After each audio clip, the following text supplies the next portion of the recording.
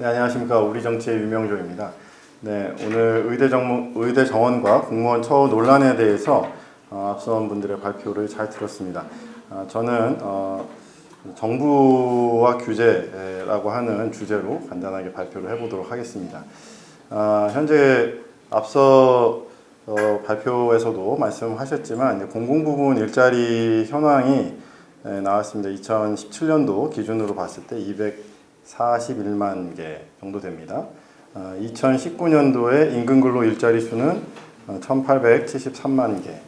그래서 연합뉴스에서 보면은 전체 취업자 중에 한 9% 정도가 공공부문 일자리다. 그러니까 전체 일자리의 약 10%. 이 공공부문 일자리가 좋은 일자리죠. 그래서 저희가 우리나라는 1대 99 사회가 아니라 10대 90 사회다라고 하는 부분이 이 공공부문 일자리의 현황과 적절하게 맞아 들어가고 있습니다. 현재 공무원 수는 계속 늘어나고 있는 상황인데요. 역대 정부에서 그 글로벌 금융위기가 이명박 정부 빼고는 이제 계속 공무원 수는 늘어나고 있고요. 이 공무원 수가 늘어난다라고 하는 것은 어떤 부담이 늘어나냐면은 이제 연금 부담이 늘어난다. 그러니까 사실 공무원은 이제 경원을 늘리고 한번 채용을 하면 계속적으로 고용을 하게 되고 20년 이상 근속을 하면 공무원 연금을 국가가 지급을 해서 평생 동안 지급을 해야 되기 때문에 이 공무원 연금에 대한 문제가 심각한 사회 문제로 나중에는 대두될 것이다 이렇게 생각이 됩니다. 사실은 여기서 이제 국민연금과의 또 형평성 차이, 물론 공무원들은 연금 훨씬 많이 뗍니다.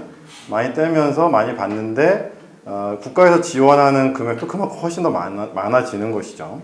그래서 과거의 이 공무원 연금 제도는 앞서 발표하셨던 것처럼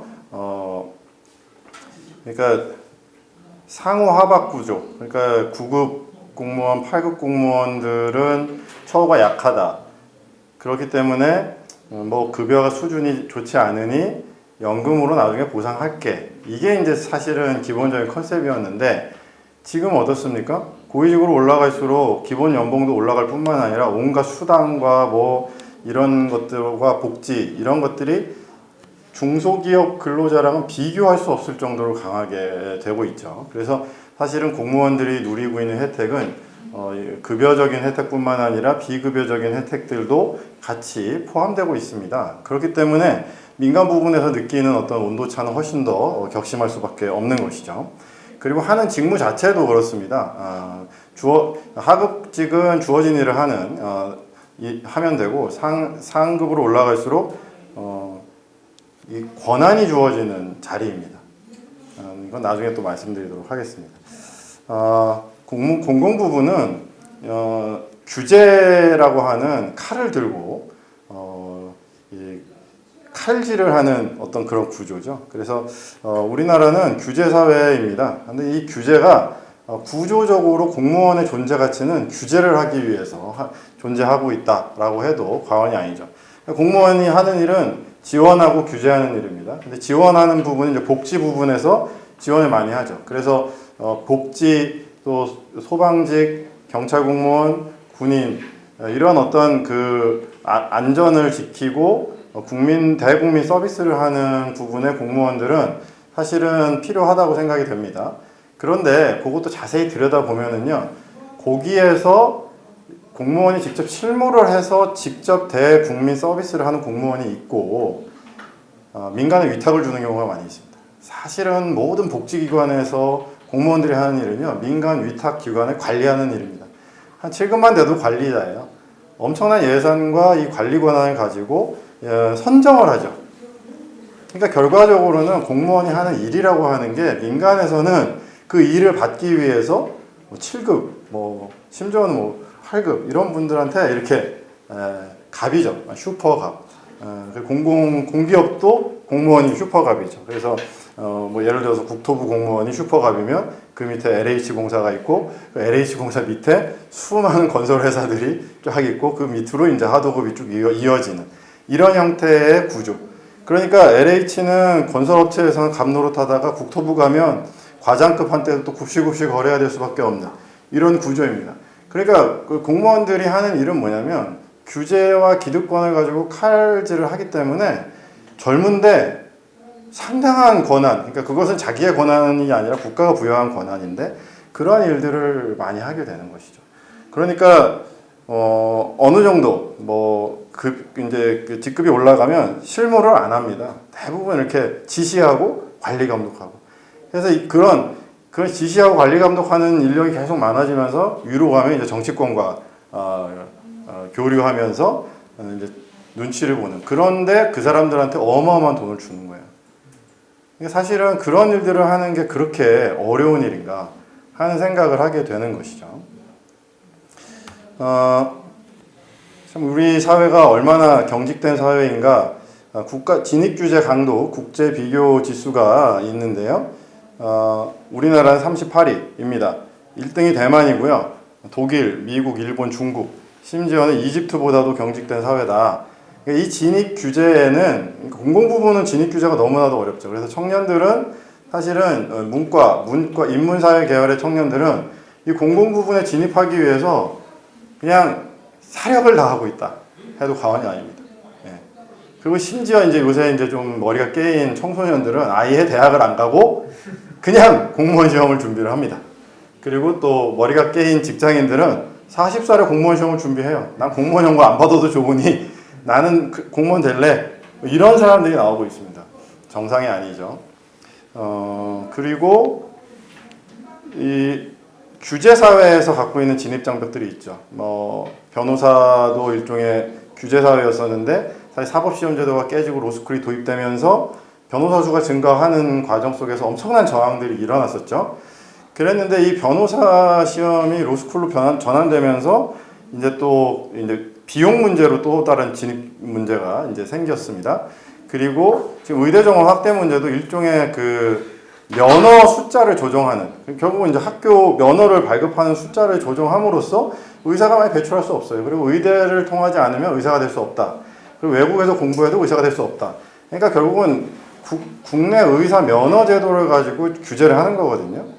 그러니까 결국은 근데 거기에서는 그 의사협회와 어떤 정부 사이에, 정치권 사이에 엄청난 로비 관계가 있는 것이죠.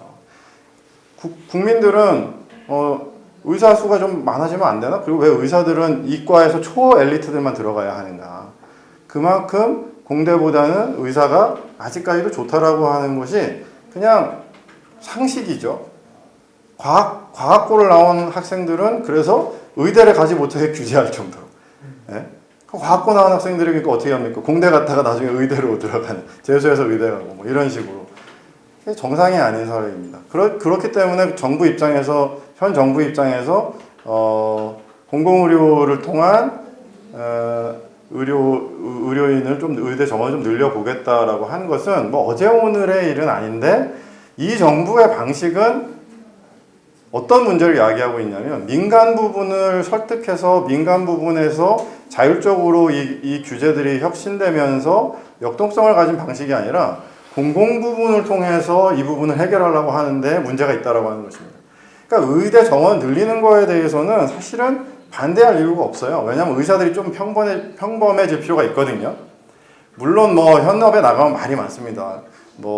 요새 30대 레지던트 마치고 개업하려니까 동네마다 병원 없는 데가 없고, 개업하려는데 몇 억이 드는데 열어봤자 장사도 안 되고 온갖 말이 많아요. 그거는 수도권의 얘기입니다. 수도권과 대도시권의 얘기죠. 예. 지금 의사 연봉이요, 중소도시로 가면 1.2배, 1.3배 올라가요. 간호사 연봉도 올라가요. 중소도시로 가면. 왜? 거기 근무 안 하려고 하거든요. 그것은 왜 그러냐면 의사와 간호사, 그러니까 결국 의료 전문 인력들이 갖고 있는 생각은 나는 엘리트다, 나는 여기서 이런 대우를 받을 수 없어 라고 하는 기본적인 컨센서스가 깔려 있기 때문에, 아무리 이제 지방에서 이렇게 그런 의료 서비스를 원한다 하더라도 안 되는 부분이 있다. 그러니까 정부는 이거를 공공의료로 쳐보겠다. 지극히 친관료주의적인 발상입니다. 안 되죠.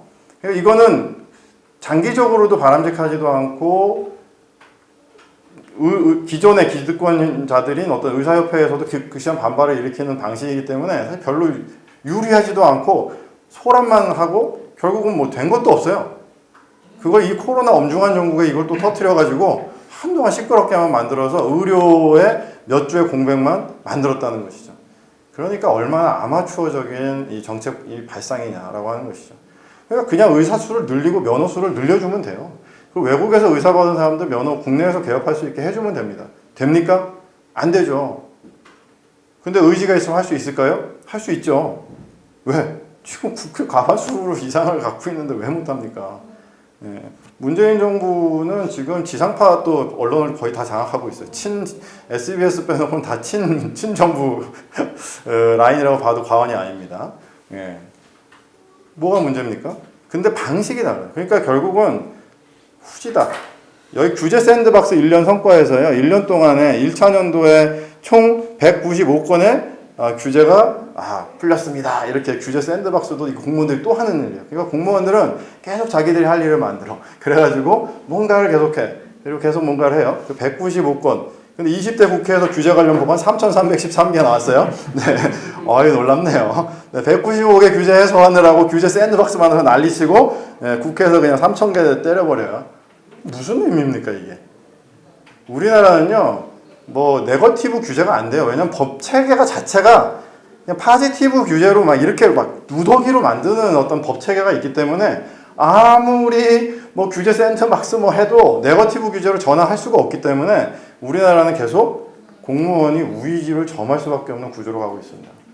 그리고 그 안에 뭐 변호사, 의사, 또 대기업, 뭐 언론 이런 데서 엄청난 카르텔을 형성해서 사실은 민간 규제를 나름대로 보이지 않게 또는 노골적으로 이렇게 장벽을 치고 있는 규제 사회라고 볼 수가 있는 것이죠. 전체 자산에서 상위 10%와 하위 50%의 차위 이런 얘기 너무 많이 나왔죠. 근데 이거 보십시오. 66대 1.1%, 1.7%. 예. 하위는 자산이 없어요. 하위 50%는 1.7% 있다는 것도 기적입니다. 밑으로 가면 자산이 있습니까? 없죠. 부채밖에 없어요. 순자산 없습니다. 거의 다 부채예요. 자산이 있는 사람들은 상위 10%만 있다. 그러니 우리나라가 어느 정도로 이 소득 집중도가 좀 심각하냐면요. 소득 상위 10%의 집중도 우리나라 몇입니까? 쭉 보시면 한국 9위. 놀랍습니다. 예. 터키, 미국, 러시아 다음에 한국입니다. 중국, 독일, 뭐 영국, 폴란드 막 쫙 나가면은요. 우리나라는 그러니까 세계에서 굉장히 소득 불평등 지수가 높은 사회입니다. 이런 것들이 왜 생겼습니까? 결국은 양질의 일자리가 공급되지 않는다고 계속 얘기해요. 중소기업은 양질의 일자리가 되기가 어려운 구조입니다. 구조가 그렇습니다. 자율경쟁이 안 됩니다. 그리고 중소기업이나 뭐 이런 좋은 일자리를 만들기 어려운 구조가 계속 지속되고 있다는 것이죠. 예, 이것이 다 공공부문과 관료조직이 갖고 있는 규제와 기득권 카르텔과 연계가 있습니다. 그렇기 때문에 관료들이 얼마나 정치에 민감합니까? 그래서 정말 지금쯤 되면은요, 문재인 정부가 아무리 뭐라고 해도요, 공무원들이 말을 이제 안 듣습니다. 뭐 해도 이제 슬슬 안 들어요. 그 다음에 어디로 갈까? 과연 이낙연이 끝까지 갈 수 있을까? 지금 뭐 국민의힘에서 뭐 어떤 좀 괜찮은 후보가 나올까? 이거 보고 판단합니다. 그러니까 사실은 그러니까 관료 사회를 정치권이 극복할 수 있느냐? 저는 뭐 없다고 봅니다. 왜냐하면 그 정무직들은 그냥 4년, 5년짜리 비정규직에 불과하거든요. 공무원들이 절대 무서워하지 않습니다. 한 2년만 참자. 뭐 나는 20년을 나는 20년 일할 사람인데 너가 2년 정도 까작까작 된다고 내가 거의 끄떡할 것 같니? 그리고 안 되면 난 딴 데 부서에 갔다가 3년 있다 따라가 올게. 뭐 이런 식으로 얼마든지 공무원들은요. 비를 피하고 또 요번에 꼭 승진 연차가 있으면 열심히 또 이렇게 비벼주고 뭐 이런 것들에 능합니다. 그렇기 때문에 결과적으로는 관료 조직을 공무원 사회는 정치권에서 관료 조직을 통제하기가 어렵습니다. 왜? 정치권은 선거에 대한 이 이슈 때문에 지속 가능한 어떤 의지로 이걸 밀기가 어렵고 선거 때나 이럴 때 관료 조직의 힘이 필요해요. 그리고 또 떨어진 다음에 어디 뭐 이렇게 좀 공공부문 언저리로 가려면 또 필요합니다. 그렇기 때문에 강하게 밀지 않아요. 특별히 그 어떤 경제적인 기반이 적은 민주당 계열의 정치인들은요, 결국은 믿을 수 있는, 기댈 수 있는 게 공공부문밖에 없기 때문에 이 공공부문 언저리에 있는 수많은 이 콩고물들, 팥고물들 때문에 사실 더 친관료적이라고 볼 수가 있습니다. 그래서 저는 이러한 관료사회나 기득권의 그 카르텔을 깰 수 있는 부분은요, 정치권에 지속적으로 압박을 넣을 수 있는 지속 가능한 민간 역량이 고취되어야 된다고 저는 생각합니다. 이것이 바로 새로운 시대를 넘어가기 위한 방법이고, 그렇기 때문에 오늘 앞서 발표하신 우리 송영경제연구소의 우리 정 소장님이나 여시제 같은 이런 민간 기관들, 왜 이분들은 그냥 계속 하는 거잖아요. 10년, 20년 할 수 있습니다. 그 소리가 여론을 형성하고 목소리가 높아지고, 이러한 또 저희 같은 우리 정치 모임이나 이런 민간 사회에서 끊임없이 정부가 할 수 없는 일들에 대해서 여론을 조성하고 이대로 가면 안 된다라고 얘기를 할 때 비로소 조금씩 변화의 조짐이 보일 수 있다라고 생각이 됩니다. 이것으로 발표 마치겠습니다. 네.